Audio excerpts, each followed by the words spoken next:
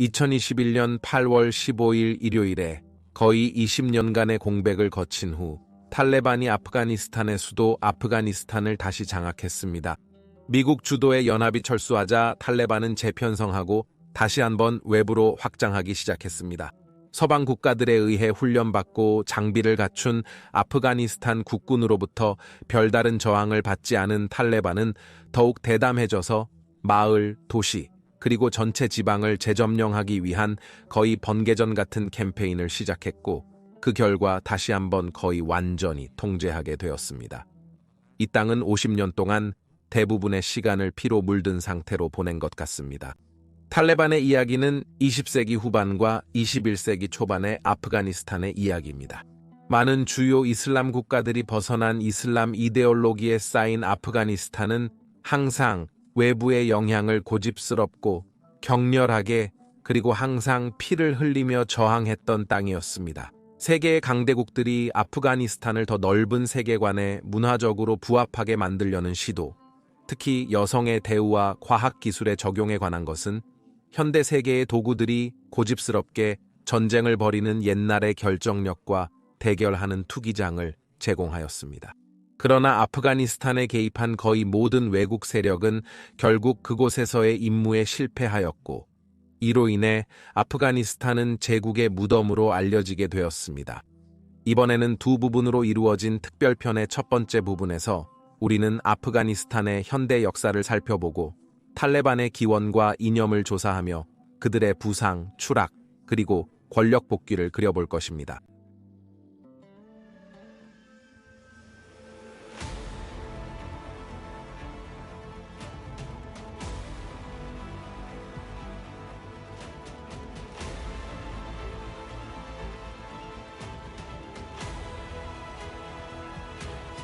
이것은 탈레반의 이야기입니다.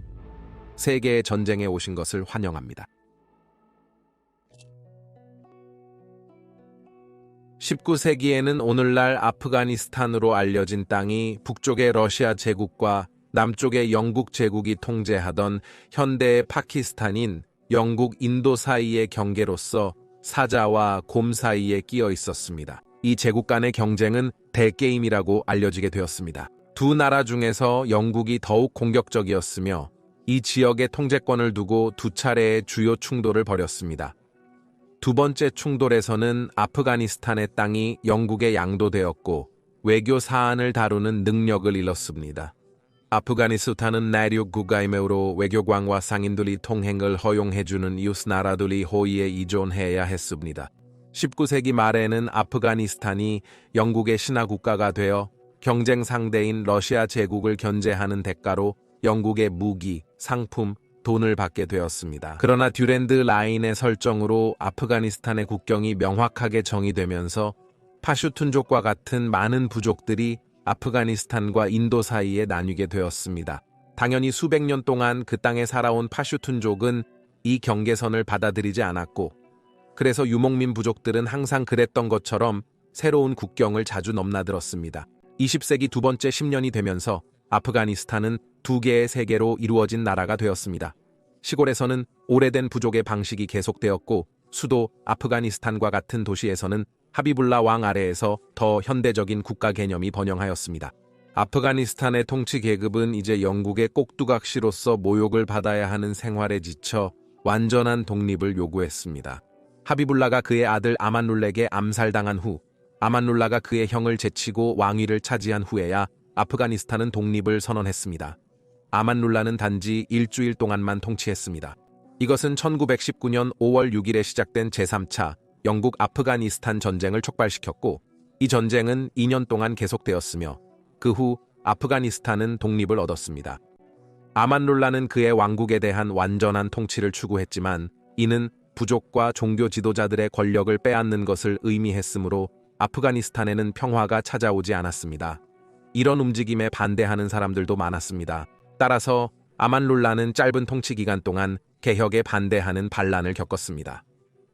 이 개혁은 일반 아프간인들에게 교육 기회를 늘리고 토지 소유 권리를 부여하는 등 이익을 주었음에도 불구하고 말입니다. 아만룰라는 1929년에 권력에서 물러났고 짧은 권력 싸움 후에 나디르 칸이 승리하여 왕좌를 장악하게 되었습니다.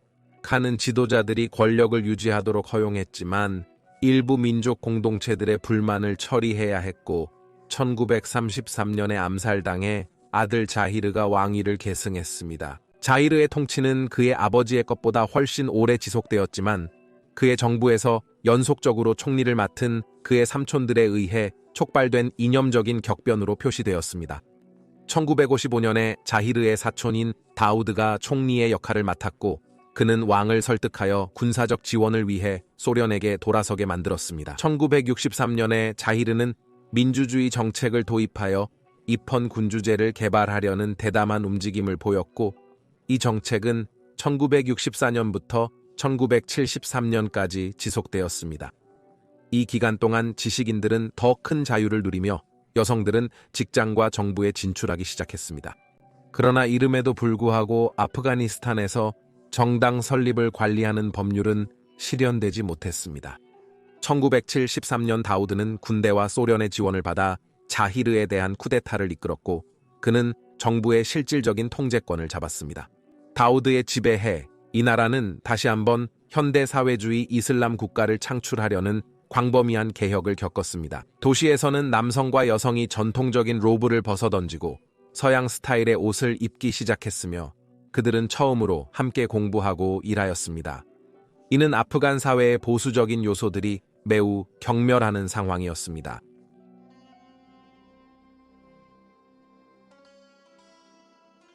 1978년 4월 27일 권력을 잡은 지 5년 만에 다우드는 자신의 쿠데타에 직면해 모든 것을 잃었습니다. 이 쿠데타는 군대 가입에 영감을 준 공산주의 아프가니스탄 인민민주당 아시아 태평양 경제협력의 주도로 이루어졌습니다. 쿠데타 이후에 아시아 태평양 경제협력은 이제 권력을 가진 상태에서 무엇을 해야 할지에 대해 이견이 생겼고 그 안에서 두 개의 파벌이 생겨났습니다. 결국 누르 무함마드 타라키가 이끄는 파벌이 승리하고 그를 따르지 않을 당원들을 추방하였습니다. 타라키는 아프가니스탄에 대해 더욱 급진적인 개혁을 촉구하였고 이웃하는 소비에트 연합의 지원을 받는 엄격한 사회주의 정권을 강요하였습니다. 이것은 동서간의 냉전이 절정에 달한 시기였기 때문에 미국은 타라키 정부와 소비에트 사이의 연결과 이것이 그 지역에 무슨 의미를 가질지에 대해 깊이 우려하였습니다. 그래서 아프가니스탄의 지역 지도자들이 타라키의 개혁에 반대하였을 때 그들은 미국으로부터 조용히 돈과 무기를 지원받았습니다. 타라키의 사회주의 정책이 종종 아프가니스탄의 전통적인 이슬람 규범과 충돌한다는 것을 인식한 미국은 국내외의 공산주의자들이 신이 없는 사람들이며 이슬람을 박멸하려 한다고 주장하며 더욱 저항을 격려하였습니다. 한편 소비에트 연합은 타라키를 지지하면서도 그가 너무 빠르게 움직이고 있다는 것을 인식하고 부족 지도자들로부터의 증가하는 불만을 해결하기 위해 그의 개혁을 늦추라고 촉구하였습니다. 타라키는 거부하였고 곧 그는 시골에서뿐만 아니라 자신이 권력을 잡는 데 도움을 준 자신의 군대 내부에서도 반란에 직면하게 되었습니다. 1979년 9월 아프가니스탄은 전면적인 내전의 직전에 있었을 때 아시아 태평양 경제협력의 경쟁자인 하피즐라 아민에 의해 타라키가 암살되었고 아민이 권력의 통치를 잡았습니다. 아민은 질서를 복원하기 위한 미국의 지원을 협상하기 시작했는데 이는 당연히 워싱턴을 기쁘게 했지만 모스크바를 놀라게 했습니다. 아프가니스탄이 미국의 동맹국이 된다면 미국군은 소비에트 연합의 남부 국경에 기지를 두게 될 수 있어 진행 중인 냉전에서 잠재적으로 심각한 불안정 요인이 될 수 있습니다. 따라서 이를 방지하기 위해 1979년 크리스마스 이브에 세계는 충격을 받았습니다. 대량의 탱크, 장갑 인원 수송 차량, 그리고 전투기를 동원한 소비에트 군대가 아프가니스탄 국경을 넘어갔습니다. 소비에트의 지도자 브레즈네프는 세계에 그들이 질서를 회복하기 위해 나라로 초대받았다고 말했지만 실제로는 그들이 땅을 장악하고 미국인들을 밖으로 내보내기 위해 거기에 있었습니다. 침략 과정에서 아민은 소비에트 군에 의해 살해되었고 그의 정부는 소비에트의 바람에 더 수능적으로 보이는 바브릭 카르말이 이끄는 정부로 대체되었습니다. 그러나 이것은 소비에트에게 빠른 해결책이 아니었고 그들은 매우 빠르게 자신들의 영향에 반대하는 부족과 파벌과 싸우게 되었으며 많은 아프간인들이 그들의 신앙을 파괴하러 온 십자군의 군대로 보았습니다. 따라서 소비에트는 피투성이고 잔인하며 계속되는 군사 캠페인에 정착하여 나라를 잡아야 했습니다. 소비에트의 침략에 대한 국제적인 비난은 빠르게 이루어졌고 특히 미국과 영국에서 강하게 이루어졌습니다. 침략 당일 오후 최근에 선출된 영국 총리 마가렛 대처와 미국 대통령 지미 카터 사이의 전화통화에서 카터는 미국의 입장을 첫째로 우리는 소비에트의 아프가니스탄 개입을 매우 심각한 발전으로 간주한다고 말하며 설명했습니다. 그들은 실질적으로 적절한 국가를 꼭두각시 국가로 바꾸었고 이것이 그 전체 지역의 안정성에 깊은 전략적 영향을 미칠 것이라고 생각합니다. 둘째로 이 행동을 소비에트 연합에게 가능한 한 정치적으로 비용이 많이 들게 만드는 것이 필수적이라고 생각합니다. 그들이 이것을 무사히 빠져나가게 둘 수 없다고 생각합니다. 따라서 서방 국가들은 소비에트 연합에 경제 제재를 가했고 1980년에는 영국과 미국이 모스크바 올림픽 게임을 보이콧했지만 두 나라의 선수들은 여전히 독립적으로 경기를 진행했습니다. 그러나 서방이 소비에트에 대항하는 반공 아프간 세력을 더욱 적극적으로 지원하는 역할을 하기까지 그리 오래 걸리지 않았습니다. 처음에는 중앙정보국과 영국 국제정보부와 같은 서방의 정보기관들이 돌격 소총과 같은 무기를 획득하고 이를 파키스탄을 통해 소비에트와 싸우는 그룹에게 전달했고 시간이 지남에 따라 이런 지원은 점점 커졌습니다. 아프가니스탄에서 소비에트군은 매우 빠르게 주요 인구 중심지를 통제하게 되었고 러시아 연방 보안 서비스는 곧 그들의 개입에 반대하는 사람들을 체포하기 시작했습니다.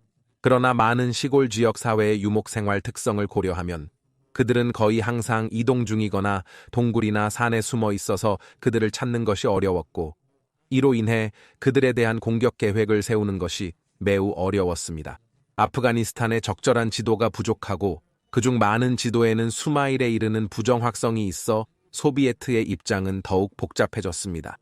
따라서 소비에트 공군은 안토노프 AN-30과 같은 항공기를 사용하여 역사상 그 시점까지 만들어진 가장 상세한 아프가니스탄 지도를 그리기 위한 대규모 항공조사 작업을 시작했습니다. 지상에서 소비에트 군대는 서유럽의 북대서양 조약기구와 싸우기 위해 고안된 전술을 사용했지만 이는 분명히 그들의 지형을 알고 그들의 조건에서만 전투에 참여하는 게릴라군에게는 절망적으로 비효율적이었습니다. 도로와 트랙은 특히 소비에트 병력에게 치명적이었으며 죽음을 초대하는 행위였기 때문에 거의 항상 무장하지 않은 차량으로는 통행하지 않았습니다. 소비에트의 선전은 종종 아프가니스탄에서 우물을 파고 학교를 지으는 그들의 병사들을 묘사했지만 실제 상황은 매우 다르었습니다. 병역 의무자들이 고향에서 떠나 거의 외계인 같은 세계로 밀려나고 끝이 보이지 않는 전쟁을 싸우게 되면서 그들의 사기는 빠르게 소진되었습니다. 베트남 공화국 전쟁이 한창일 때 비슷한 공영에 처한 많은 미국 병사들처럼 소비에트 병사들은 종종 술과 마약에 의존하여 이를 대처하려 했고 이는 불가피하게 많은 부대에서의 규율 붕괴로 이어졌습니다. 소비에트의 침략에 따라 저항의 대부분은 여러 그룹과 파벌 간의 내전 후에 남은 무기로 무장한 현지 부족권들로부터 나왔습니다. 놀랍게도 많은 사람들이 아직도 1919년과 마지막 영국 아프가니스탄 전쟁에서 유래한 볼트 액션 소총으로 무장하고 있었으며 이는 아버지로부터 아들에게 물려받은 것이었습니다. 아프가니스탄의 격동의 역사를 보면 각 파벌들이 자신들의 이익을 위해 행동하여 어떤 지도자도 나라 전체를 완전히 통제하는 것을 방해하였습니다. 이것은 그들이 단일 저항 운동을 하지 않았기에 소비에트와 아프가니스탄 공산당에게 이익을 주었어야 했습니다. 그러나 소비에트와의 싸움은 다르게 흘렀습니다. 모든 부족들이 주요한 차이점을 가지고 있었지만 공통적으로 이슬람교를 믿고 나라와 종교를 짓밟으려는 무신론 공산주의자들에 맞서 싸우는 공통의 목표를 가지고 있었습니다. 이로 인해 아프가니스탄 부족들은 결속되었습니다. 일부는 훨씬 더 큰 저항 세력을 형성하기 위해 함께 일했지만 전통적인 적과 함께 일할 수 없는 다른 사람들은 소비에트 침략자와 싸우는 것에 집중하기 위해 그들 사이에 휴전을 선언했습니다.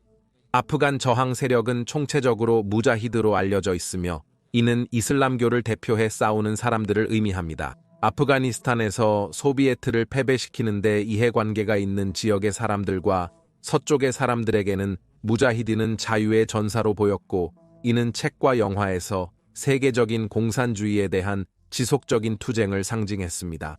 이것은 서쪽의 사람들이 그들을 무장시키고 재정 지원하는 움직임을 지지하도록 격려하는 한편 모스크바에 대한 의견을 확고하게 유지하는 데 이중적인 영향을 미쳤습니다. 미국과 영국 정부는 파키스탄과 긴밀하게 협력하여 점점 더 무거운 무기를 아프가니스탄으로 운송하고 소비에트의 기술적 우위에 맞서 싸울 수 있도록 무자히딘 군대를 훈련시켰습니다. 그리고 1985년에 무자히딘은 소비에트와의 싸움을 정의할 무기를 획득하게 됩니다. 미국의 반소비에트 로비스트들, 예를 들어 독수리를 해방하라 그룹 같은 경우 공산주의자들에 대한 무자히딘의 지원을 위한 노력이 상당히 부족하다고 생각하여 점점 더 답답해하고 있었습니다. 그들은 중앙정보국가 소비에트의 기술적 우위를 상쇄하고 특히 그들의 강력한 공격 헬리콥터를 대응하기 위해 더욱 고급 무기를 수입하기 시작해야 한다고 주장했습니다. 따라서 중앙정보국은 파키스탄 관리들과 협조한 후 FM-92 스팅어 인공 휴대용 대공 방어 시스템으로 무자히딘을 훈련시키고 장비를 갖추기 시작했습니다. 이 무기의 영향력은 즉각적이고 파괴적이었습니다. 무자히딘들이 소련 항공기로부터 항상 숨는 것이 아니라 이제는 직접 돌아서 싸우고 있었습니다. 이것은 초기에 소형 지대공 미사일에 대한 방어 수단 공화국이 거의 없던 소련 공기 조직에게 짧고 강렬한 충격이었습니다. 데코이 플레어가 적외선 탐색기를 혼란시키는 데 사용되었지만 효과가 있을지는 보장할 수 없었습니다. 무장 세력에 제공된 스팅어의 수와 그들이 격추한 항공기의 수는 계속 논쟁의 대상입니다. 자료에 따르면 제공된 스팅어의 수는 단지 500개에서부터 대략 2000개에 이르르며 그들은 소형 헬리콥터에서부터 고속 제트기, 대형 수송기에 이르기까지 269대의 소련 항공기를 파괴한 것으로 인정받고 있습니다. 이 치명적인 무기에 대한 공포로 인해 소련 조종사들은 공격에 더욱 신중해지며 종종 더 높은 고도에서 덜 정확하게 폭탄을 투하하곤 했습니다. 1980년대 후반에는 거의 10억 달러가량의 원조가 무자헤딘을 지원하기 위해 아프가니스탄에 투입되었으며 이 전쟁은 소련에게 약 50억 달러의 비용을 발생시켰습니다. 이는 소비에트 연방의 경제가 붕괴하기 시작한 시기에 엄청난 손실을 가져왔습니다. 미국의 원조를 받는 가장 주목할 만한 그룹 중 하나는 굴부딘 행마티아르가 이끄는 그룹이었는데 그는 중앙정보국 보고서에서 무자헤딘 지도자 중 가장 잔인한 사람 중 하나로 묘사되었습니다. 행마티아르는 소련군과 그들의 아프가니스탄 동맹국에 대한 고문과 살인의 캠페인을 벌였지만 충돌이 끝날 무렵에는 중앙정보국의 지원을 이용하여 경쟁하는 무자헤딘 그룹과 싸웠습니다. 이 요소들은 미국인과 파키스탄인들을 놀라게 하며 계속하면 심각한 결과가 있다고 경고했습니다. 그는 강력한 반서구주의자였지만 80년대 중앙정보국에게는 이것이 중요하지 않았다. 그들이 필요한 것은 그가 소련과 싸우는 것이었다. 그의 사람들이 영국 카메라맨과 프랑스 공화국 구호 봉사자의 살인에 연루되고 아프간 마을에 예정된 구호를 훔치더라도 그는 계속해서 구호를 받았습니다. 심지어 범인들을 처벌하는 것을 거부했음에도 불구하고요. 그러나 무자히딘과 싸운 것은 현지인들뿐만이 아니었습니다. 수천 명의 외국인 전사들이 그들의 계급을 채웠고 그들은 소련에 대한 지하드 또는 성전으로 그들이 보는 전쟁을 싸웠습니다. 오사마 빈 라덴은 아프가니스탄 역사에서 중요한 인물이었습니다. 부유한 사우디 가족 출신이며 이슬람이 지구상의 지배적인 신앙이어야 한다고 믿는 빈 라덴은 전사들을 모집하기 위한 세계 각지의 사무소 네트워크를 구축하고 그의 부와 영향력을 사용하여 그들을 아프가니스탄으로 운송하여 싸우게 했습니다. 서방의 정보기관들은 빈 라덴의 반서방적인 입장을 알고 있었으나 그가 소련과 싸울 동안에는 대응하지 않았습니다. 결국 빈 라덴은 기지를 의미하는 알케다를 형성하였고 그들은 전쟁 후반에 무자히딘에서 두드러지고 강력한 힘을 증명하였으며 여전히 서방에 의해 지원받고 있습니다. 그들과 대치한 소련 군인들에게 무자히딘은 잡기 힘들고 무서운 적이었습니다. 그들은 거의 절대로 포로를 오래 붙잡아 두지 않았고 소련 군인이 불행하게도 살아서 잡히면 잔인하고 고통스러운 죽음이 이어졌습니다. 무자히딘은 공포를 이해했고 소련 군인들은 전쟁에서 돌아와서 포로로 잡힌 동료들이 팔과 다리를 잘라내고 피투성이의 몸통을 호송대나 전초기지 앞에 던져 군대를 불안하게 만드는 이야기를 했습니다. 포로가 된 조종사들은 무자히딘의 손에서 힘든 시간을 보낸 이유는 소련 공군의 공격이 큰 피해를 입혔기 때문입니다. 일부 무자히딘 그룹은 포로들에게 이슬람교로 개종하도록 강요하여 이슬람 법정에서 재판을 받게 하려고 시도했지만 이는 거의 효과가 없었고 그래서 그들은 불가피하게 살해되었습니다. 응답으로 소련 병사들은 무자히딘을 지지하는 것으로 의심되는 누구에게나 그들만의 공포를 풀어놓았습니다. 민간인들은 병사들의 기분에 따라 죽었고 일부는 전쟁 후 사람들을 죽여 그 느낌을 확인한 것을 고백했습니다. 적어도 한 가지 끔찍한 사례에서 아프간 여성이 헬리콥터로 끌려가서 국가 전체를 나르며 안에 있는 병사들에게 집단 강간당한 후 죽음으로 내던져졌습니다. 1980년대가 마지막 분기로 들어가면서 아프가니스탄은 피에 빠져 있었고 소비에트 사람들은 인내심을 잃었습니다. 또한 미국의 베트남 공화국 철수를 무서운 정도로 반영하여 새로운 소비에트 수상 고르바초프는 군대의 노력을 아프가니스탄 정부군의 훈련 및 준비에 집중하여 아프가니스탄에서 공산주의를 방어하는 주도권을 넘겨받게 하기 시작했습니다. 1987년에는 모하마드 나지부라 박사가 새로운 대통령으로 임명되었지만 그는 모스크바의 꼭두각시에 불과했고 곧 소비에트군의 감축이 시작되었습니다. 철수는 1989년 2월에 완료되었는데 이때 소비에트 연합의 보리스 그로모프 장군이 아무다리아 강 위의 다리를 건너 소비에트 연합으로 들어갔습니다. 그는 아프가니스탄을 떠난 마지막 소비에트 군인이었습니다. 이 전쟁으로 소비에트 연합은 약 14,000명의 생명을 잃었고 싸움에서 입은 부상으로 인해 많은 사람들이 장애를 가지게 되었습니다.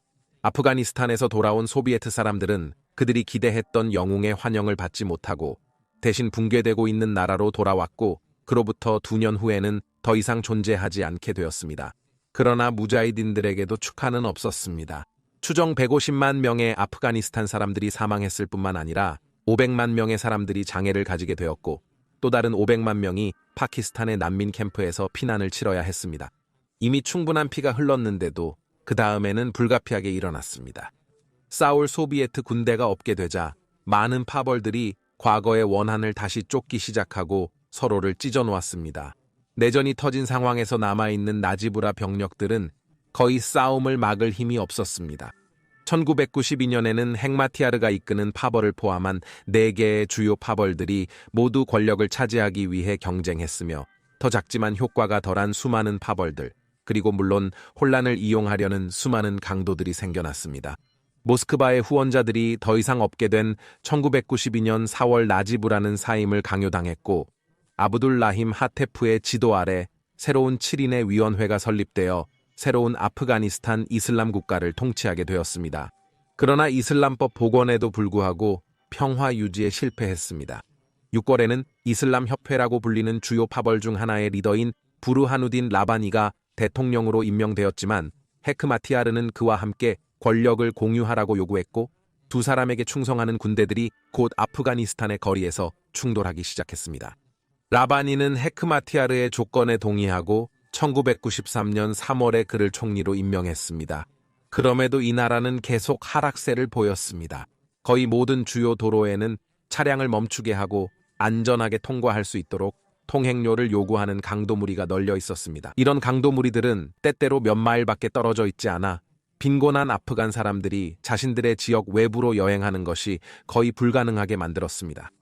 이에 더해 전쟁 군주들은 서로에 대한 권력과 영향력을 놓고 계속 경쟁하였고 싸움은 끊임없이 계속되었습니다. 아프가니스탄은 폭력으로 거의 파괴되었고 소련 점령으로 인해 장애를 가진 많은 난민들이 수십만 명이나 되어 강도나 단순한 기아가 그들을 기다리는 시골으로 내몰렸습니다. 고통이 끝나지 않을 것 같았습니다. 이 시점에서 새로운 파벌이 등장했고 이는 아프가니스탄뿐만 아니라 전 세계에 중대한 영향을 미치게 될 것이었습니다. 그들의 이름은 탈레반이었습니다.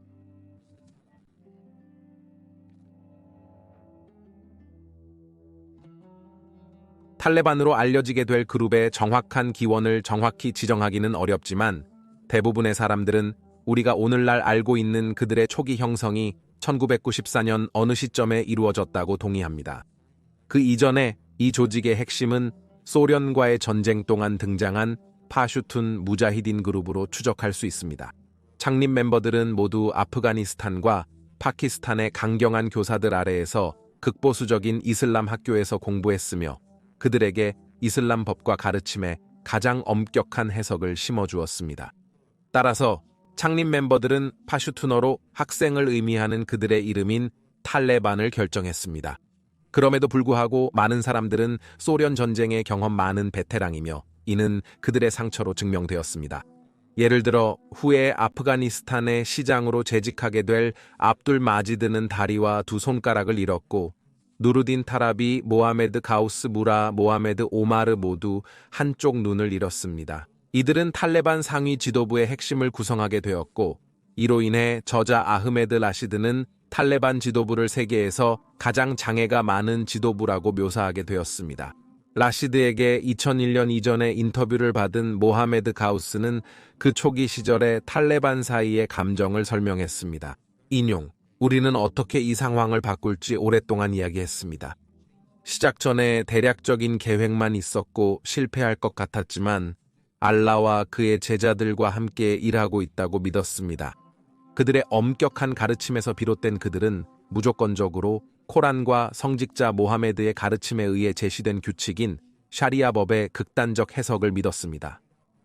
이는 무슬림들이 어떻게 삶을 살아가야 하는지에 대한 것입니다. 그러나 여기서 핵심 단어는 해석이며 워싱턴 DC의 미국 대학교에서 이슬람 연구 의장인 아크바르 아흐메드 교수가 2021년 8월에 설명했듯이 샤리아는 글자 그대로 경로를 의미하며 이는 코란에 의해 명확하게 정의되어 있습니다.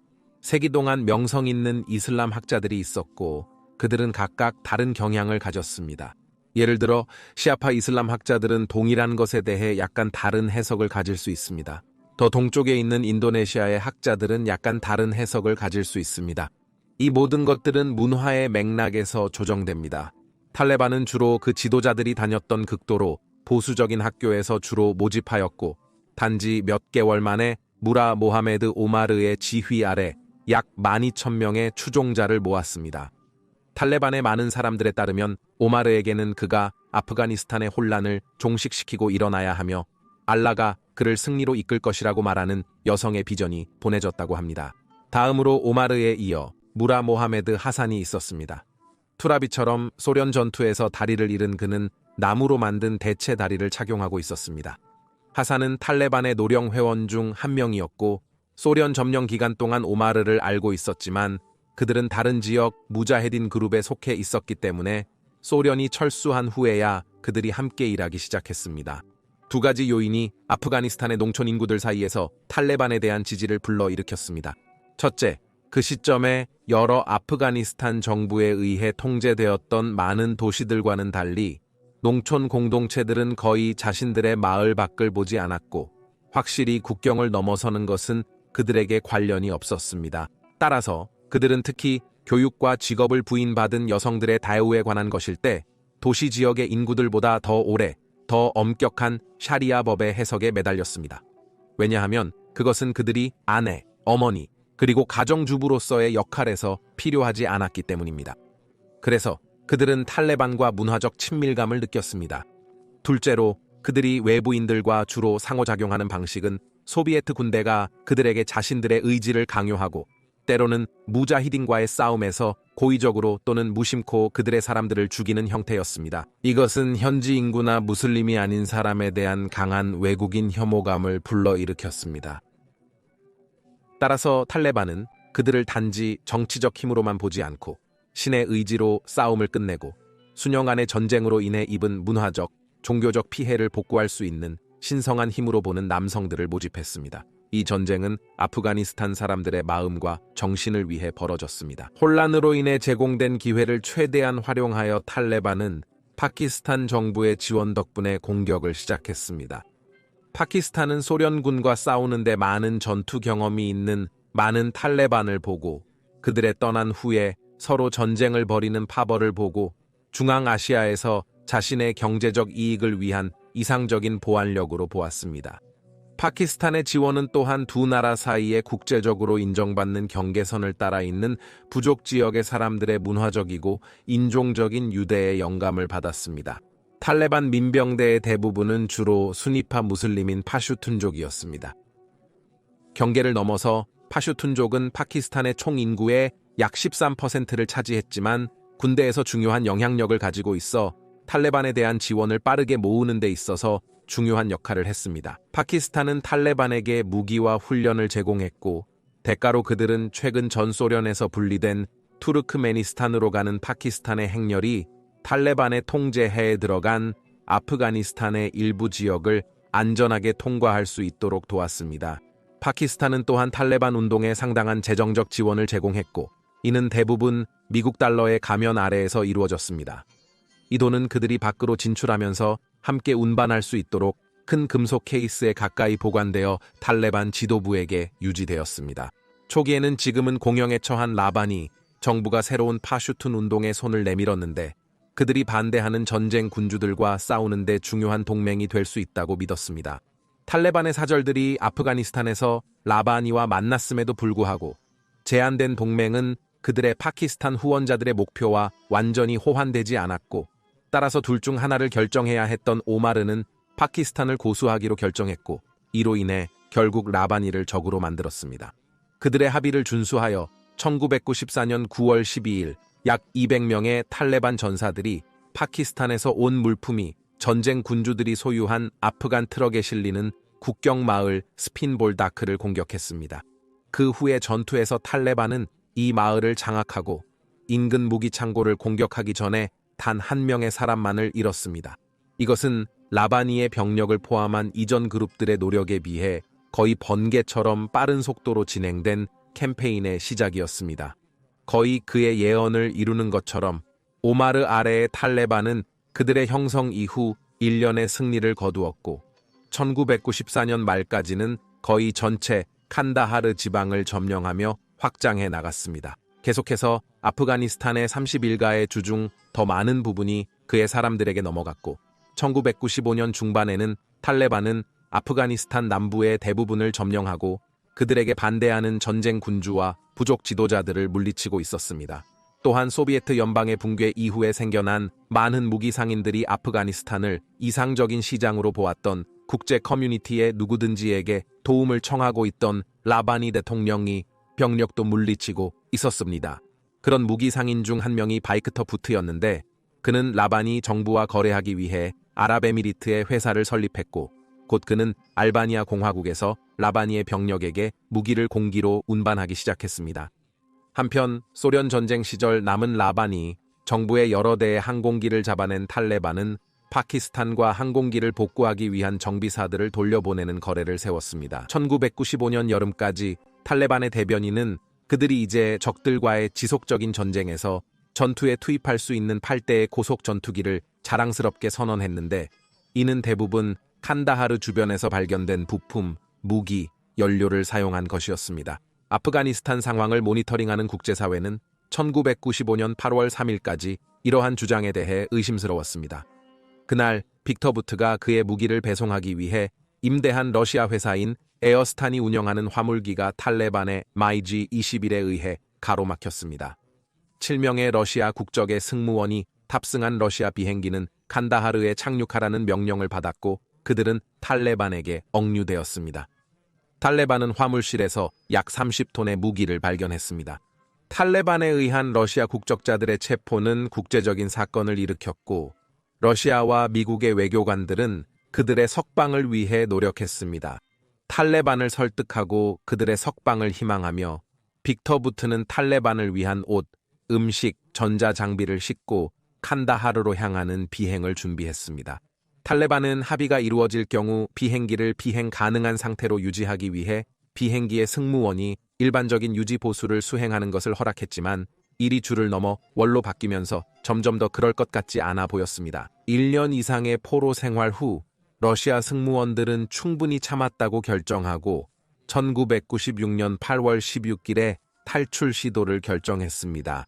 경비원 절반이 오후 기도를 진행하는 동안 그들은 비행기에 올라타 엔진을 가동시키고 이륙하기 전에 활주로를 달려나가 아랍에미리트로 탈출했습니다. 이것은 놀라운 이야기였고 이로 인해 탈레반은 세계 공동체로부터 많은 주목을 받았지만 전 유고슬라비아와 체첸 공화국에서의 사건들이 세계의 주목을 받는 동안 아프가니스탄은 다시 한번 대부분 혼자서 싸우게 되었습니다. 단지 몇몇 용감한 국제구호 노동자들을 제외하고는 말이죠. 한 달도 안 되어 그의 추종자들이 그에게 선언한 신자의 사령관인 오마르는 그가 스스로 예언자 무하마드의 망토를 입은 후 그의 군대가 수도 아프가니스탄을 마침내 점령했을 때 승리를 이끌었습니다. 라바니와 그의 군대는 거의 패배하였고 아프가니스탄 타지키스탄 국경과 함께 국가의 북동부만을 지키고 있었습니다. 그는 남아있는 지지자들을 재집합시키고 탈레반에 완전한 통치해서 권력과 영향력을 잃을 것인 그의 마지막 보루에 있는 많은 사람들과 동맹을 맺기 위해 노력했습니다. 이로 인해 북부연합이 형성되었고 이들은 다음 5년 동안 거의 전적으로 방어적인 전쟁을 탈레반에게 벌였습니다. 인도, 이란 공화국 러시아, 투르크메니스탄 등 탈레반이나 그들의 파키스탄 지지자들에 대항하는 이해관계를 가진 여러 국가들의 지원을 받았지만 그들의 영토는 계속해서 국가 북동부에서의 전투가 계속되면서 점차 침식되었습니다. 한편 오마르는 세계의 눈에 그의 정부를 합법화하려는 시도를 하면서 동시에 그의 엄격한 교리를 그의 사람들에게 강요하였습니다. 1996년 9월 그는 자신을 새로운 아프가니스탄 이슬람 에미레이트의 지도자로 선언하였습니다. 그러나 사우디아라비아, 파키스탄, 아랍에미리트는 새 국가를 인정했지만 그는 세계적인 인정을 얻기 위해 애썼습니다. 그의 새로운 에미레이트를 홍보하기 위해 1999년 7월 그는 6세기에 거슬러 올라가 아프가니스탄에 아직 불교가 존재했던 시절에 바미안 부처님들, 즉 불상 일련의 시리즈가 보호되어야 한다고 명령하였습니다. 탈레반이 그들의 문화적 정화의 일환으로 이들을 파괴할 것이라는 우려가 있었지만 오마르는 외국인 관광객으로부터 수익을 창출하는 수단 공화국으로 이들을 사용할 수 있다는 이유로 이 보호를 그의 사람들에게 팔았습니다. 탈레반의 신념에 반하는 이 불상들은 아마도 용서받았을 수 있지만 아프가니스탄의 일반 사람들에게는 그들의 권위에 도전하는 아이디어와 신념에 대해 그런 관대함이 없었습니다. 탈레반에게 아이디어, 특히 외국의 아이디어는 위험하며 그들의 눈에는 알라의 의지가 아니었기 때문에 음악, 텔레비전, 예술, 사진술, 그리고 인터넷 사용은 모두 금지되었습니다.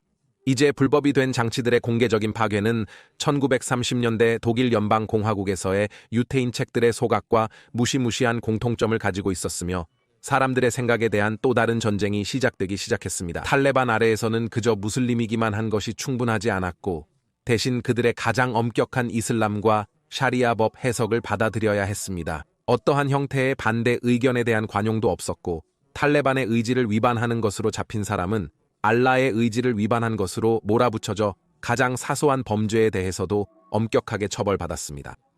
예를 들어 엄격하게 금지된 동성애자라는 혐의를 받는 것만으로도 그것은 폭력적이고 고통스러운 죽음을 의미했습니다.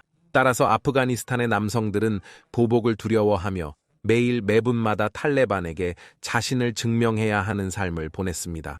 아프가니스탄의 여성들에게는 더욱 나쁜 일이 닥쳤는데 탈레반이 성별 아파르트헤이트라고 묘사할 수 있는 것을 시작했습니다.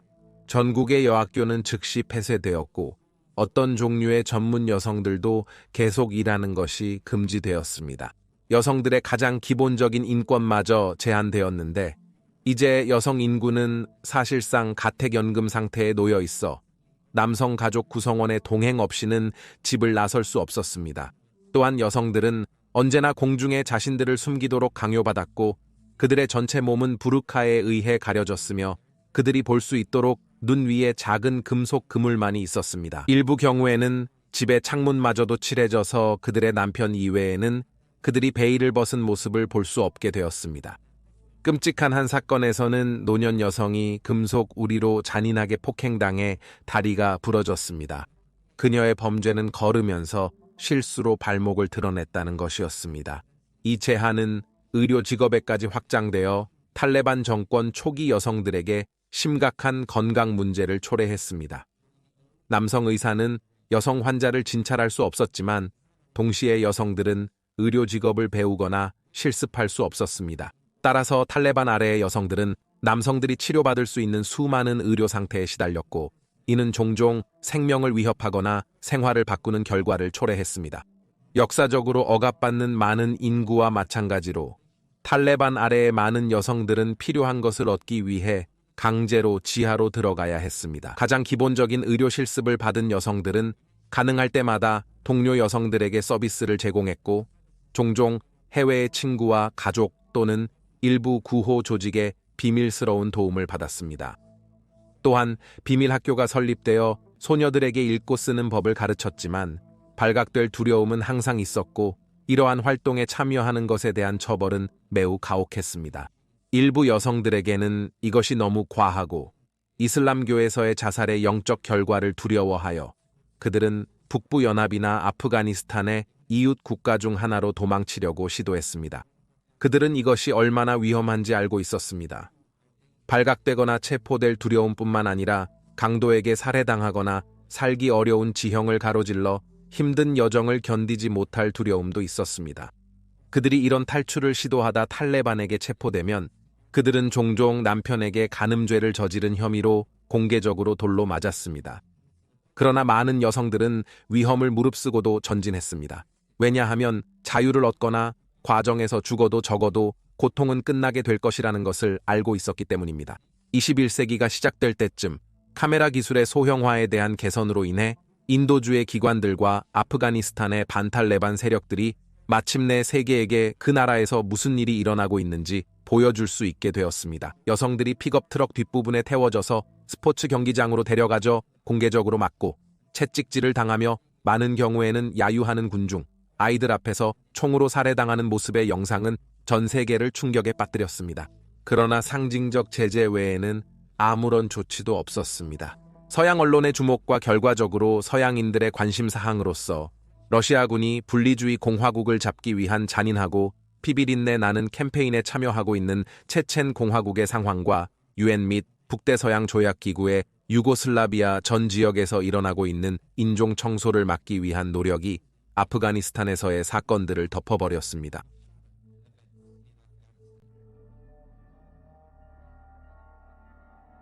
한편으로는 서양의 정보기관들은 대부분의 자신들의 국민들보다 아프가니스탄에 훨씬 더 주의를 기울였습니다. 90년대 중반에는 아프가니스탄이 라디칼한 이슬람 테러 집단들에게 희망의 등대가 되었습니다. 그들은 소련군을 패배시킨 후 파괴하려고 했던 서양의 비신자들에 대한 신자들의 첫 번째 큰 승리로서 그것을 상징으로 삼았습니다. 이제 탈레반이 대부분 통제하고 있으므로 아프가니스탄은 현대적인 라디칼한 이슬람 국가로 형성될 수 있으며 그들이 최종 목표에 대해 지하드를 벌이기 위해 전사들을 훈련시킬 수 있는 기지를 제공할 수 있습니다. 미국과 이스라엘, 수많은 소규모 그룹들이 탈레반과 연결되어 있거나 아프가니스탄에서 활동했지만 의심할 여지 없이 가장 중요한 것은 알케다 테러 네트워크였습니다. 이 조직은 미국 네트워크에 의해 점점 더 강력하게 제압받고 있는 수단 공화국과 아프리카 대륙에서 대부분의 작전 기반을 아프가니스탄으로 옮기기 시작했는데 이곳은 미국의 영향력이 훨씬 약했습니다. 그들은 탈레반의 환대 아래서 서방에 대한 임박한 공격을 위해 계획을 세우고 준비하고 훈련할 수 있었습니다.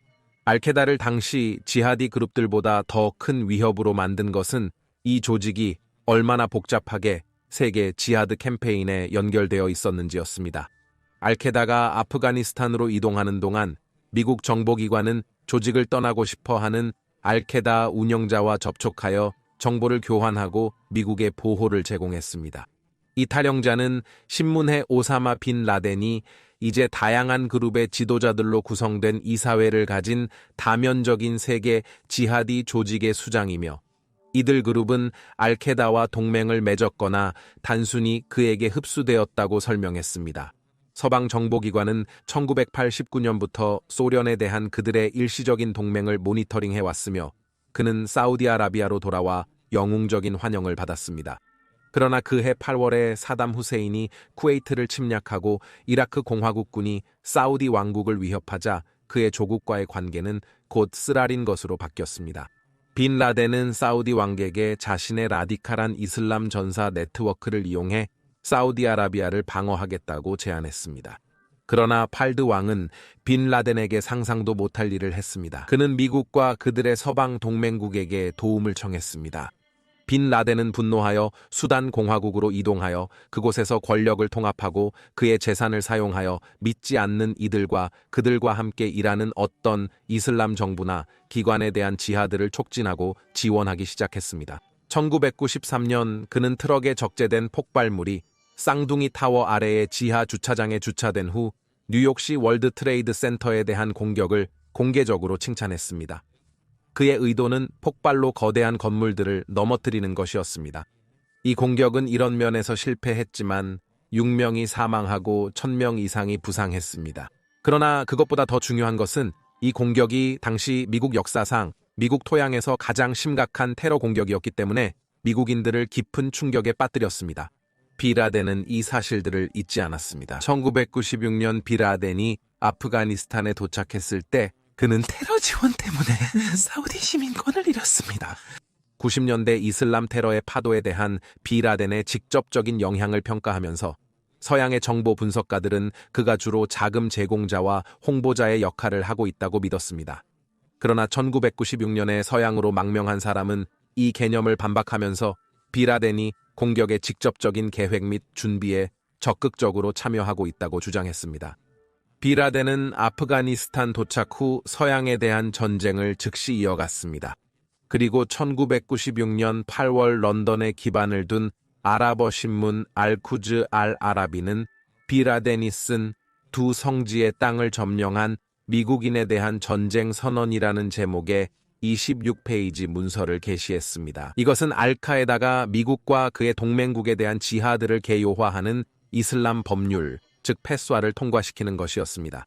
페스에서 그는 전 세계의 무슬림들에게 비신자들이 저지른 범죄를 개요화하였고 인용하면 당신들에게 숨겨져서는 안 될 것은 이슬람인들이 신성전사 동맹과 그들의 공모자들에 의해 강요된 침략, 불의, 그리고 불공정함으로부터 고통받았다는 것입니다. 그 정도로 무슬림들의 피는 가장 싼 값이 되었고 그들의 재산은 적들의 손에 노획물이 되었습니다. 라고 말했습니다. 그들의 피는 팔레스타인과 이라크 공화국에서 흘렀습니다. 이 모든 일들이 일어나는 동안 세계는 보고 듣고 있었지만 이런 잔혹함에 대응하지 않을 뿐만 아니라 불공정한 유엔의 보호 아래에서 미국과 그의 동맹국들 사이에 명백한 음모로 인해 빼앗긴 사람들은 심지어 자신들을 방어하기 위한 무기를 얻는 것조차 방해받았습니다. 페스와가 발표된 후 빈라덴과 알카에다는 아프가니스탄에서 지하드 전사들의 모집과 훈련을 계속했습니다. 그러나 알카에다가 자주 물라 오마르의 정부와의 연결을 언급하며 1996년 이후 아프가니스탄 정부에 복종하는 방식으로 기능하고 있다고 주장했지만 이것이 거의 그렇지 않은 것으로 보입니다. 알카에다가 탈레반의 문화 개혁과 북부 연합과의 전투를 돕는 동안에도 새롭게 형성된 나라에 빈라덴이 도착하자 오마르에게는 큰 문제가 되었습니다. 이는 국제사회뿐만 아니라 자신의 정부 내부에서도 테러 조직을 수용하는 것의 지혜를 의심하였으며 그들이 서방과 적대적으로 전쟁을 벌이는 것과 그것이 불러올 주목을 받을 때 그들은 일반적으로 탈레반에 대해 눈을 감고 있었습니다. 아마도 오마르를 자신에게 반대하는 힘에 영향을 미치려는 것을 인식하고 수단공화국에서의 그의 부끄러운 철수를 기억하면서 빈라덴은 기회가 주어질 때마다 오마르를 달래려고 노력했습니다. 1997년 빈라덴은 그의 조직의 부와 인력을 사용하여 도로, 학교, 모스크, 댐, 심지어 칸다하르 지방에 오마르의 가족을 위한 큰 집을 건설하는 등의 프로젝트를 촉발했습니다. 빈라덴은 프로젝트를 부핵에 위임했지만 미스매니지먼트와 자금 부족으로 대부분의 자금이 세계적인 지하드에 투자되어 많은 프로젝트가 미행된 공허한 약속으로 밝혀졌습니다. 이로 인해 빈곤에 비해 호화로운 생활을 하는 외국인들이 그들 지방에 들어와서 생활하게 되어 현지 아프간 인구가 분노하게 되었습니다. 이런 불만은 빈라덴과 그의 부하에 의해 매료되고 있는 탈레반의 많은 지도자들에게까지 퍼져나갔습니다. 그리고 점차 이로 인해 탈레반 상위 계층 내에서 많은 사람들이 알케다의 국제적 야망을 지지하는데 동참하게 되었습니다. 1998년 2월 23일 빈라덴은 다른 4개의 주요 이슬람 테러 조직과 만나 두 번째 패스와를 선언했는데 이는 테러리스트들이 무차별적으로 미국인과 이스라엘을 죽이도록 허가하는 것이었습니다.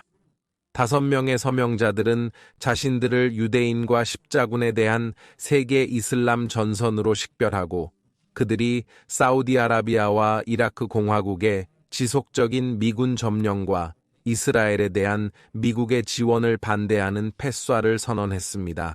시민권을 박탈함에도 불구하고 사우디 정부는 이것이 미국과의 관계에 무슨 의미를 가질 수 있는지에 대해 특히 놀랐습니다.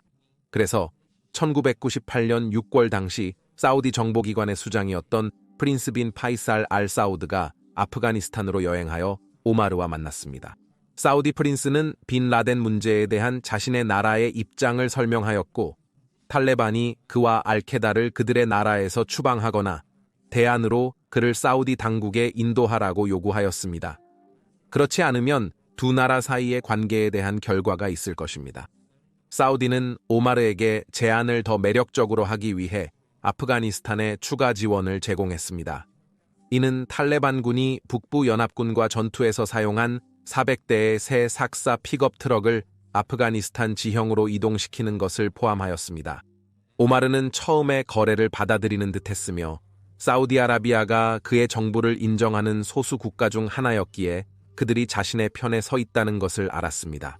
그러나 1998년 8월 이야기는 무산되었습니다.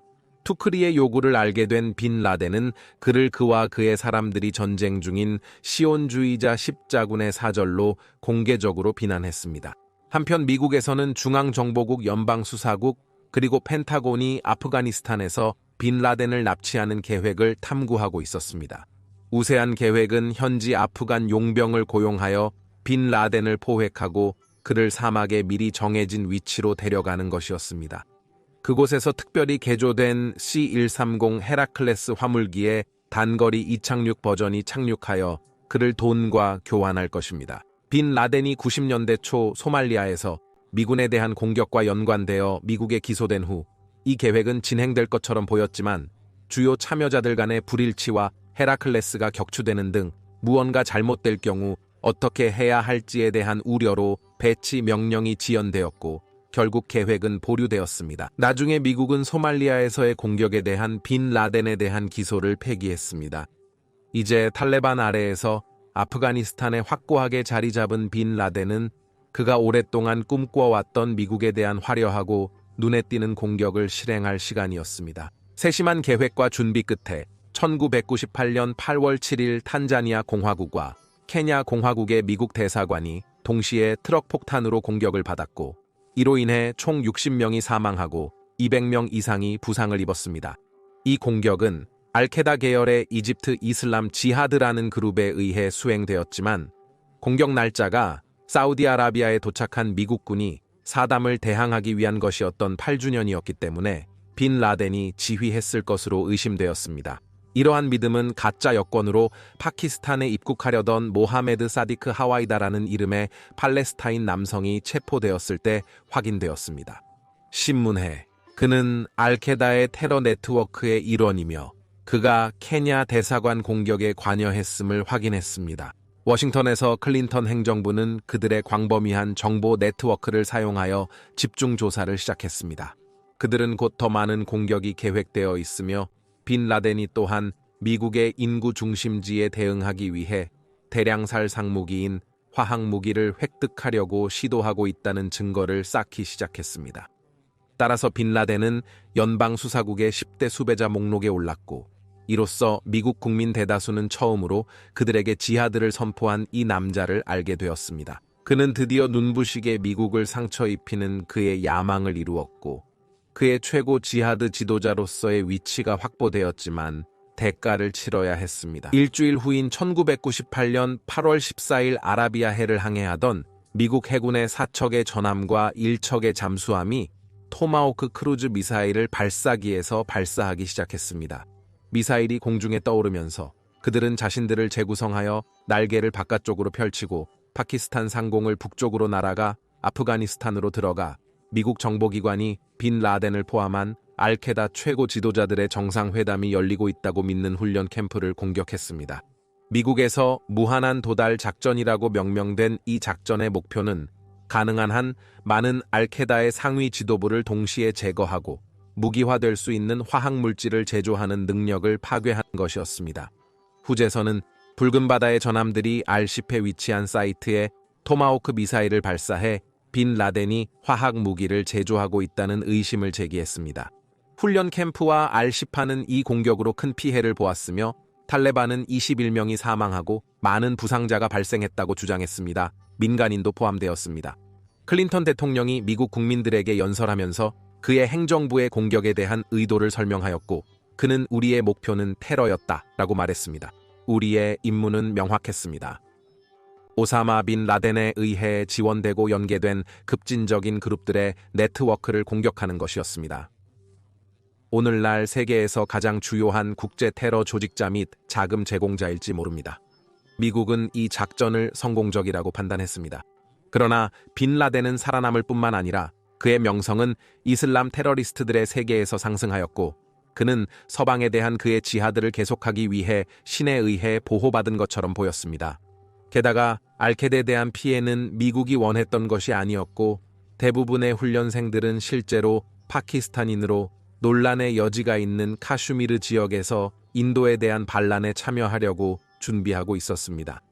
아프가니스탄의 모든 주요 인구 중심지에서 공습에 대한 항의가 나타났으며 무라 오마르는 공개적으로 말하며 클린턴 대통령을 공습에 대해 개인적으로 공격했습니다. 그 주 초에 클린턴은 직무 수행 중에 모니카 르윈스키와 불륜 관계를 가지고 있었다는 사실을 고백하도록 강요당했습니다. 오마르는 대통령이 부끄러운 직무 행위로부터 눈길을 돌리기 위해 아프가니스탄 무고한 사람들을 죽였다고 지적했습니다. 탈레반의 일부는 한 걸음 더 나아가서 그녀의 유대인 헤리티지 때문에 르윈스키가 이스라엘의 정보 요원이며 클린턴에게 아프가니스탄을 공격하도록 협박하라는 명령을 받았다고 주장했습니다. 그럼에도 불구하고 탈레반이 알케다를 받아들인 것은 아프가니스탄의 일부 사람들이 우려했던 것처럼 세계 최고의 초강대국을 모든 잘못된 이유로 그들의 문 앞에 두게 만들었습니다. 그러나 1998년의 그 놀라운 한 주 동안 무라 오마르와 탈레반은 서쪽에서 더 급박한 상황이 발생하고 있었습니다. 빈 라덴의 미국 대사관 공격 후 24시간도 차에 지나지 않아 탈레반 군대는 이란 공화국이 영사관을 두고 있는 마자르 이 샤리프에서 북부 연합군과 전투에 휘말렸습니다. 이란 공화국의 시아파 혁명 정부는 대부분 시아파인 북부 연합군을 지지하며 파슈툰족 탈레반에게 큰 분노를 느끼게 했습니다. 결과적으로 탈레반에게 북부 연합군에게 무기와 보급품을 운반하는 이란 공화국 트럭 운전사들이 여러 명 포획되었습니다. 탈레반 군대가 영사관을 포위하면서 그들 중 소수가 들어가 10명의 이란 공화국 외교관과 1명의 기자를 살해했습니다. 오마르는 살인자들이 허가 없이 행동했다고 주장했지만 이는 이란 공화국의 수도 이란 공화국에서의 감정을 진정시키지 못했습니다. 여기서 아야톨라 호메이니 정부는 지역을 휩쓸어버릴 큰 전쟁을 경고했습니다. 이 약속을 지키기 위해 아야톨라는 탱크와 항공기로 지원되는 약 20만 명의 병력을 국경에 배치했습니다. 유엔은 이란 공화국 탈레반 그리고 이란 공화국이 오마르의 병력을 지원하기 위해 전투기를 배치했다고 주장한 파키스탄 사이의 외교 노력을 신속하게 시작했습니다. 이것은 무라 오마르가 파키스탄인이 아닌 유엔의 누군가와 처음으로 대화를 나눈 시점이었고 많은 관찰자들의 눈에는 이 대화가 아프가니스탄에서 탈레반을 합법적인 정부로 인정하는 첫 단계로 보였습니다. 공식적이진 않지만 실질적으로는 그랬습니다. 유엔의 협상은 이란 공화국의 군사적 행동을 피하게 했고 포로로 잡힌 트럭 운전사 45명의 석방과 사망한 외교관들의 시신을 묻기 위해 가져오는 데 성공했습니다. 그러나 아프가니스탄과 이란 공화국 간의 관계 개선 노력은 실패하였고 이로 인해 북부 연합에 대한 지원이 증가하였습니다. 북부 연합은 이란 공화국과 러시아로부터 차량과 심지어 헬리콥터까지 받기 시작했습니다. 따라서 세계 정치의 기이한 전환점에서 탈레반은 세계의 다른 사람들이 거의 이루지 못한 것을 이루었고 그것은 본질적으로 이란 공화국과 미국을 아프가니스탄에 대한 태도에서 같은 입장으로 놓는 것이었습니다. 동시에 다른 정부들은 탈레반의 테러와의 연결로 거의 모든 사람에게 위협이 될 것처럼 보이는 아프가니스탄을 주의 깊게 지켜보고 있었습니다. 그들의 안전을 보장할 수 없어 유엔은 이탈리아 군관이 총에 맞아 사망하고 프랑스 공화국 기자가 아프가니스탄에서 부상을 입은 후 아프가니스탄에서 구호 노동자와 외교관들을 철수시키기 시작했습니다. 불행히도 이 결정으로 가장 피해를 본 이들은 아프간 사람들이었는데 이는 그들에게 제공될 수 있는 유일한 인도적 의료 도움이었기 때문입니다. 알케다와 카슈미르에서 싸우는 파키스탄 그룹 외에도 아프가니스탄에 기지를 두고 있는 다른 테러 그룹에는 이웃하는 중앙아시아 국가들에서 테러 캠페인을 벌인 우즈베키스탄의 이슬람 운동이 포함되어 있습니다. 중화인민공화국과 같이 무슬림 다수 인구가 억압받고 있는 국가에서 독립적인 이슬람 국가를 세우려는 더욱 집중된 야망을 가진 다른 작은 그룹들도 거기에서 피난처를 찾았습니다. 2000년의 새벽이 밝아오면서 탈레반의 아프가니스탄이 세계를 휩쓸 준비를 하는 이슬람 근본주의의 선봉에 섰다는 것처럼 보였습니다. 그것은 이슬람 근본주의 테러리스트들의 세계 훈련 캠프였지만 눈에 띄지 않는 것은 아니었습니다. 2000년에는 아프가니스탄이 외교적인 황야에 빠져 있었으며 테러 집단의 주거지와 지원을 위해 세계의 거의 모든 주요 국가들에게 배척당했습니다. 90년대 후반 핵무기 프로그램으로 인해 국제적인 외톨이가 된 그들의 오랜 동맹국인 파키스탄만이 계속해서 중요한 지원을 제공하였습니다. 이것은 아프가니스탄 사람들이 외부 세계가 자신들과 생활 방식을 파괴하려 하며 특히 여성에 대한 대우에 대한 서양 미디어의 묘사에 따라 생각하는 견해를 강화시켰습니다. 탈레반은 왜 세계가 여성에 대해 그들을 가혹하게 보는지 이해하지 못해 불가사의했습니다. 그들의 이데올로기적 관점으로는 전쟁으로 황폐화된 가난한 나라에서 여성들을 영적, 육체적 해로부터 보호하고 있었습니다. 교육에 대한 문제에 대해 오마르는 결국 여성에게 어느 정도의 교육이 필요하다는 것을 인정하였고 아프가니스탄에는 7세 이상의 소수의 여성들을 가르치는 여학교가 있었으며 결국 여성들도 성별로 분리된 병원의 여성 부분에서 일할 수 있도록 의료 전문가로 훈련받을 수 있게 되었습니다. 그러나 이 두 가지는 탈레반이 통제하는 아프가니스탄 전체에서 일반적이지 않았습니다. 이 기간에 탈레반을 보는 문제점은 그들을 소규모 지방 정부들이 직접 그들의 사람들과 거래하는 연방 권력을 가진 서양 정부와 비교하는 것이 불공평하다는 것입니다. 대신 탈레반 정부는 부족과 파버리 오마르의 정치적 목표를 향해 협력하기로 합의하는 협동체적인 사안이었습니다. 그러나 이들 목표는 법이 아니었습니다.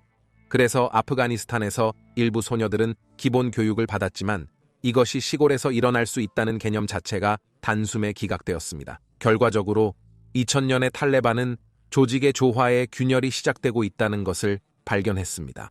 탈레반의 북부 연합에 대항하여 점점 더 많은 사람들이 그들의 공동체를 떠나 싸우도록 요구하는 것은 탈레반의 과세와 마찬가지로 불만을 증식시켰고 이 두 가지 모두 지역 경제를 약화시키고 지역 지도자들의 권위를 약화시켰습니다.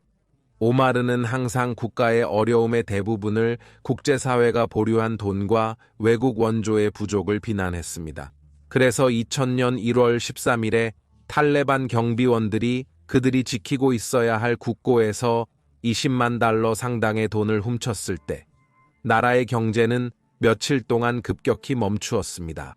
이것은 일반 아프간인들에게만 더 큰 상처를 주었지만 북쪽에서의 싸움밖에 조직된 반대는 거의 없었고 남아있는 강도 무리는 드물었습니다. 탈레반의 손길은 그들의 추종자들이나 종교 경찰을 통해 나라의 모든 구석구석에 닿았으며 이들은 탈레반이 사람들이 살아야 할 방식을 가장 사소한 위반에 대해서도 잔인하게 진압했습니다. 공개적으로 반대 의견을 표명하는 것은 범인과 그들의 가족에게 끔찍한 처벌을 초래하는 것이었습니다. 하지만 오마르는 이미 그의 병력에 대한 그의 통제력이 절대적이지 않음을 보여주었고 이 상황은 각자의 이데올로기와 정치적 목표를 가진 외국인 전사들이 대량으로 국가로 유입되면서 더욱 악화되었습니다. 그리고 그가 국제사회를 달래기 위해 북부연합 포로들을 죽이지 않도록 명령을 내린 후에도 대량 학살은 계속되었습니다. 그가 북부에서 남성, 소년 살해와 여성, 소녀 강간을 지지했는지 여부는 중요치 않았습니다. 탈레반 병력이 때때로 완전히 통제 불능 상태였던 사실 때문입니다. 오마르는 그 이전에 많은 아프가니스탄 지도자들이 곤란해했던 상황에 자신을 발견했습니다. 그의 아프가니스탄 중심적인 견해와 국제사회와의 연계 노력으로 인해 시골의 파벌 지도자들은 그가 진정한 아프간 생활 방식을 잃어버렸다고 비난했습니다. 그럼에도 그는 별다른 도전을 받지 않았습니다. 2000년 2월 6일 탈레반의 통치하에 있는 민간인들의 고통은 알리와 모하메드 사피라는 두 형제가 아프가니스탄 국립항공사의 보잉 727을 납치한 9명의 남자 그룹을 이끌었을 때 잠시 세계의 주목을 받았습니다. 해당 항공기는 아프가니스탄과 마자르-이 샤리프 간의 국제 비행 중이었지만 한번 납치범들이 통제권을 잡자 그들은 대신 영국으로 비행하라고 조종색에 명령했고 그들은 모스크바에서 한 번의 연료 보충을 포함한 2번의 정차 후 스탠스테드 공항에 착륙했습니다. 이 납치 사건은 2월 10일 남자들이 영국 당국에 체포되며 마무리됐습니다. 신문 중 그 남자들은 탈레반 정권을 탈출하기 위해 이렇게 극적이고 위험한 조치를 취했다고 설명했습니다. 그들이 유죄 판결을 받은 범죄자임에도 불구하고 영국 법원은 그들을 아프가니스탄으로 송환하는 것이 고문과 죽음에 가까울 것이므로 그들의 인권을 침해하는 것이라는 점에서 합의했습니다. 인질극 이후 탈레반이 지배하는 사람들에 대한 대응과 이슬람 극단주의의 관련성에 대한 주목이 강화되었습니다. 그해 나중에 해당 국가는 가뭄으로 인해 수천 명의 아프가니스탄 사람들이 위협받았습니다. 그러나 탈레반이 국제사회에 구호를 호소했음에도 불구하고 필요한 것의 극히 일부만이 도착했는데 이는 대부분의 도움이 탈레반에 의해 훔쳐질 것이거나 구호 노동자들이 인질로 잡힐 것이라는 일반적인 믿음 때문이었습니다. 이는 서양 교사들이 기독교를 선전하려 했다는 이유로 체포되었을 때와 같은 상황이 발생했습니다. 한편 북부 연합과의 전쟁은 계속되었고 7월에는 탈레반이 아프가니스탄 북쪽의 오래된 적들에 대해 새로운 여름 공세를 시작했습니다. 이에는 소련 시대의 여러 대의 탱크와 항공기가 포함되었지만 그들은 어떠한 중요한 진전도 이루지 못했습니다. 그래서 7월에 그들은 수도 동북쪽으로 또 다른 공세를 시작했습니다. 그들의 주요 목표는 타지키스탄에서 북부 동맹의 보급선을 차단하는 것이었고 이로 인해 그들의 적에 충성하는 것으로 의심되는 민간인 인구 중심지에 무차별 폭격이 이루어졌습니다. 약 15만 명의 아프간 난민들이 폭격을 피해 타지키스탄으로 도망치려는 위험한 길을 선택했습니다. 응답으로 유엔은 아프가니스탄에 대해 점점 더 많은 제재를 가하였고 따라서 국제사회로부터 점점 더 고립되어 가는 상황에서 오마르는 바미안 부처상을 보호할 추가적인 이유를 보지 못했고 2001년 2월 26일에 그는 그들을 파괴하게 했습니다. 세계는 이제 완전히 통제에서 벗어난 중세 국가에 가까운 아프가니스탄을 바라보았지만 다시 한번 서양 인구는 상황을 다른 사람의 문제로 보았습니다. 그것이 어떻게 그들에게 중요한 방식으로 영향을 미칠 수 있을까요? 그것이 여전히 2001년 9월 뉴욕시에서 상대적으로 정상적인 화요일 아침에 지배적인 생각이었습니다.